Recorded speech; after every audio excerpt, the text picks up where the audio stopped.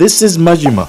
We all love him and he got his own game and he's in a bunch of DLCs and he's playable in many games. But it wasn't always like this. Majima got to this point by being a loved character by the fans, and RGG took some time to realize that. He is still in every single mainline game though, so let's see what was his rules in the games before this point. In the first game, Yakuza 1, we obviously get introduced to Majima for the first time, but Kiryu, our main character, already know him because he had a Yakuza family. Anyways, we get that he is a really crazy dude and he is really brutal, let's say. Also, he's a really fucking strong guy. He beats the fuck out of people and he does a lot of random things.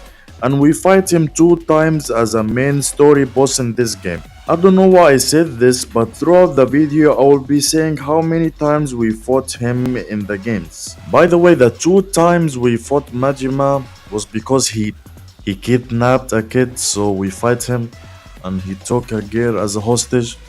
Man, this is a really weird interaction. Going to Yakuza 2, Majima decided to become a construction worker. I wasn't lying when I said he's a really random guy. So we will see him building something in future games. And other than that, we see that he's really carrying the Tojo clan and also that his bond with Kiryu is becoming stronger. We fight him 1 time in this game for information. In Yakuza 3, Majima becomes our best friend.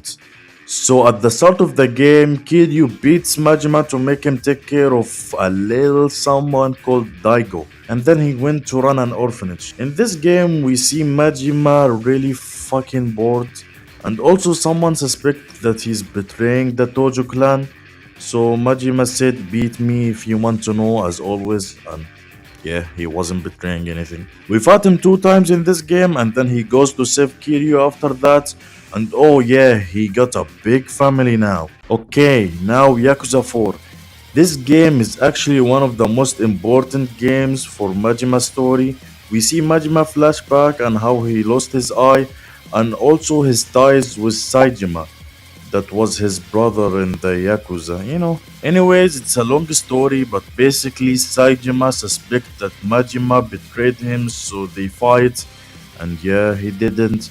And that's the only fight for him in Yakuza 4. Yakuza 5 was a really interesting game for Majima. So in this game we learned that he is dead. Yes, dead. Chill, it's not big spoilers. He's obviously not dead. He just makes Saijima break out of the jail for the 2nd time to see what's up with him. Also, this is weird, but we learned that he was engaged, I think, and he used to beat his wife. Okay, bro, next game. We fight him 1 time. Man, we still didn't play as Majima in a mainline game yet. Like, are we dead? Okay, finally. We'll play as Majima, the crazy, funny character. I can't wait. Who the fuck is this? So Yakuza 0 is, you can tell from the 0 that it takes place before Yakuza 1. And I don't know how to say it, but do you remember the Yakuza 4 Majima flashback? Yes, Yakuza 0 is kinda right after that. In this game, we see Majima trying to get back to the family after he didn't listen to the leader and then he got beaten up. That's why we see him all serious in this game. My guy is locked in, he just wanna be back. So the family locked him in Chutumburi and made him earn a lot of money for the family, but that wasn't enough, so they wanted him to kill someone. And the rest is just basically the story of Yakuza 0, so I'm not gonna say it.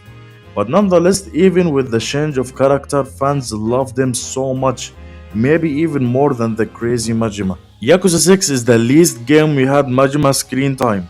Basically, Saijima goes to the jail for the 1 millionth time. Majima stays with Daigo like always, we see him only in the end game credits. By the way, in this game, let's just say Kiryu changed his name. In Yakuza Like a Dragon, the first game that is turn-based and also with a new protagonist, the players was really annoyed about a jump in the difficulty that happens in chapter 12 with the boss fights, and that is, yeah, it's Majima. So saying why he was a boss fight in Yakuza Like a Dragon would spoil a lot of this game. But let's say a big thing happened in the Dojo clan and Majima had to be there with Daigo. Like a Dragon Garden is like a Kiryu buff of what happens in Yakuza Like a Dragon. And there we see Majima trying to tell Kiryu that he didn't change his name, but he ignored him.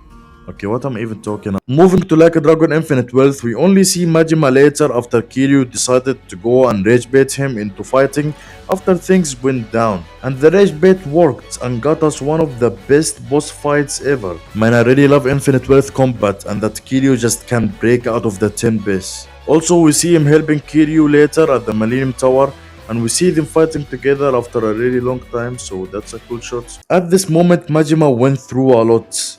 And you know what? I think it's a really good time to just become a pirate.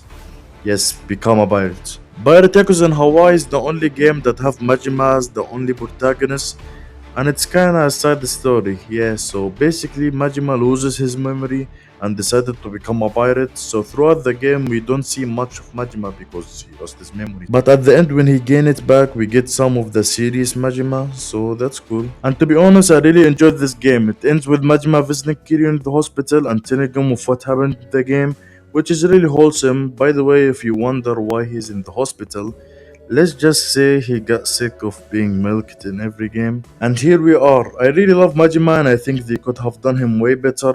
But that's what he was doing in every game yet. And how he gained all this love for being the silly, funny, and sometimes serious character. If you want to see more, subscribe and like. See you later.